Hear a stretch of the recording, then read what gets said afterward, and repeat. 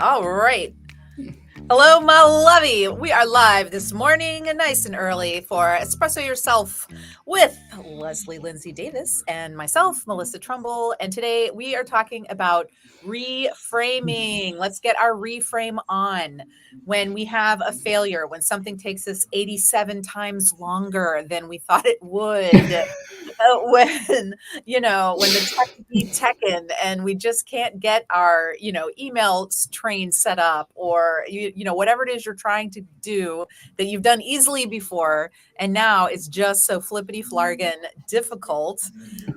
Let's talk about how we can reframe that and make ourselves feel closer to success as opposed to roiling in the bad feels. So, Leslie, what do you do when, Zoom be zooming for you, or whatever it is that's driving you ballistic? I have decided, I tell my husband all the time that these inanimate objects, these technical things, do not spend their hours during the night plotting to make his life difficult. And How's that feel? he keeps telling me, yes, they do. Yeah. Well, Zoom and I are not on speaking terms at the moment. It doesn't make any difference how many Google Meets I do, or we are currently on StreamYard or River, whatever. I can do 100 of those in a row. Yeah. With zero problem. Right. The moment I go over to Zoom, nothing but. Right. So let me interject, my dear friend who's joining us. Miss Leslie is one of those unicorns that tech always just works. Like if it's supposed to do this when you press that, then it just does for Leslie until Zoom rears its ugly head and behaves a bit glitchy, like software does. And she's losing her marbles because literally this is the first time she's ever had to deal with tech being glitchy and not doing what it should do, which I find a freaking scream because, I do things and they're just like, maybe I will, maybe I won't. That's how tech works for me. I get into like a seductive persuasion situation, like I'm Benjamin freaking Franklin, and persuading everyone to vote for the Constitution of the United States. So back to you, Leslie. Let's talk about how do we reframe those feels when we're in the moment and going bananas. Well, the first thing that I had to do was to recognize I'm only in control of me and I'm only in control of my reaction. But the thing actually, let's go back, let's back the bus up just a tiny, tiny bit. What I started feeling was that I was failing at doing something. And that all of a sudden, despite my ability to solve all these random puzzles, suddenly I was not able to solve this puzzle and I was failing.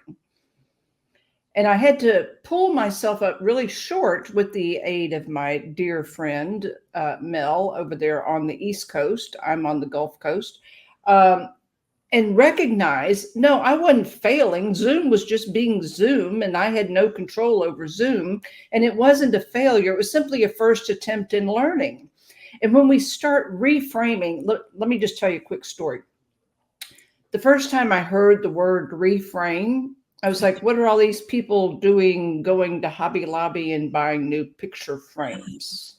We're not decorating. That I was really confused. So I had to go home because I didn't want to admit, in the midst of all these people that were, happily talking about reframing, I didn't want to admit to anyone I had no clue what they were talking about other than going to Hobby Lobby and buying a whole slew of frames and redoing their pictures. All right. Well, we'll just get into that as a sidebar. Like, why not say, like, hey, guys, clue me in. What's this reframing magic you're talking about? Like, what's wrong with that? No, Leslie was not going to do that. We're at the tip of the iceberg here, people. Just say. Leslie was not going to admit to a weakness. Okay. All right.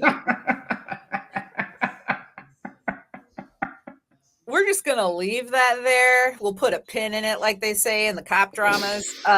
So anyway, Nutter Butters, there you are looking at this going on. Yes, but you know, I'm grateful for people like you because you helped me to come back into reality and to understand that, you know what, I'm not in control of Zoom, and maybe Zoom does have a glitch, and maybe, you know, it isn't on speaking terms with my microphone and my camera at the moment. But you know what? It's not a reflection on me. And that's where the reframing comes in. Right. Let us pull up short on those thoughts that we are having, those unhelpful thoughts, those unhelpful ideas, and let's examine it. You know, what is really true? What is the story that we are creating to make ourselves feel better?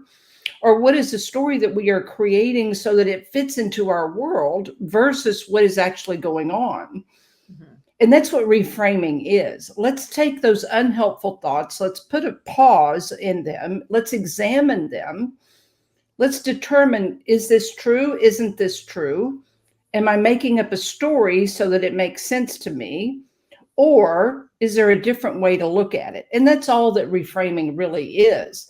Right. Let's take those unhelpful thoughts and let's turn them into something that either we can A, do something with, or B, set aside because they're just not going to serve us. Right. And I also would say let's take about reframing in a physical sense with a camera. You know, so if I'm looking at something and I've got my lens so that I see whatever's in this square, well, if I then rotate over the thing and look at it from another angle, I'm seeing another facet of the problem, another aspect, and then I can look at it in a different way with detached curiosity. Like, okay, this is what's happening. Interesting. Well, what am I telling myself? Like Leslie was saying, is it true? And then you get into, well, what is true? Like, what actually is true? Is Zoom conspiring with the universe to assault Yes. me with stress? No, probably not. You know, like we're not in the Megatron world or whatever, you know, but then we get to look at it and have that dispassionate response. Like, let's get our stoicism on, you know, and just look at how we're feeling. Oh, look at that reaction. It's outsized. Or, you know, okay, I see, I'm upset, whatevs.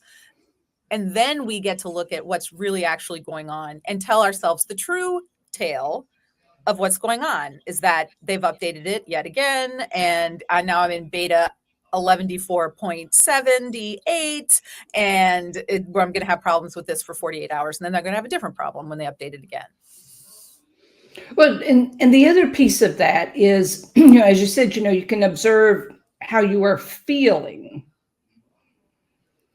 And when we get into reframing, it's really important that we observe how we are feeling and we name the feeling that we are feeling. Because oftentimes, prior to the reframing, we are fighting what we are really and honestly feeling. Reframing allows us to honestly name the emotion that we are honestly experiencing. And it also allows us to have an opportunity, as you said, you know, to shift what the camera is focusing on.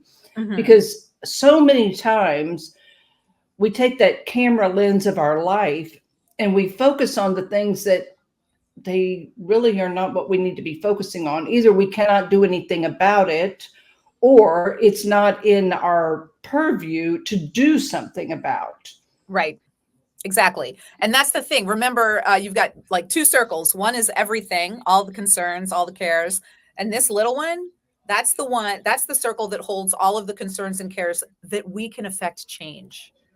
And typically it's stuff happening in our perspective with our reaction. It's expectation that is causing us the agita. We expect it to work seamlessly and we're irritated when it doesn't, or, you know, whatever, name your emotion that you're feeling. And if instead we can release those expectations and just handle whatever it is that's happening, like, oh, I'm going to have to restart again, or you know, like whatever it is, like, oh yeah, I got to get on 5 minutes early if it's going to be using this platform, just to be sure. Oh, great, it worked. I can go get more coffee, or whatever your elixir of life is. I know, Leslie, you're right. Excellent. Well, thank you very much for joining us and sharing your foibles with Zoom. I appreciate it. I know this is a safe space. It's okay to be vulnerable as we deal with our whether it's something seemingly silly like the frustrations with tech, or the serious frustrations with a client not wanting to affect change as much as you know that they can, or something at work where you've got yet another unreasonable deadline or something. Okay, you can't do anything about what other people do. You can reframe what's going on inside your own mind and give yourself the opportunity to focus on one piece at a time and move it forward as much as you can, communicate with whoever is, needing the thing done on the deadline, and make sure everyone's up to speed. Like, that's what you can do.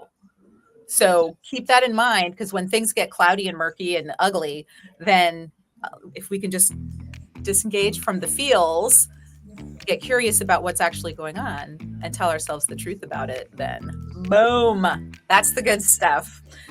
Thanks again, Leslie, for joining us. Always fun, Mel.